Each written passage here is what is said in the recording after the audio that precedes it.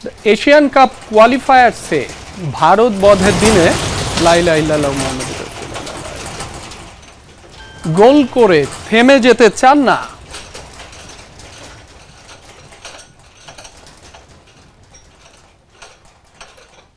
দর্শক এই মুহূর্তে কিছুটা ভূমিকম্প অনুভূত হয়েছে, বড় আকারেরই হতে পারে, কয় মাত্রার ভূমিকম্প সেটি হয়তো কিছুক্ষণের মধ্যেই জানা যাবে।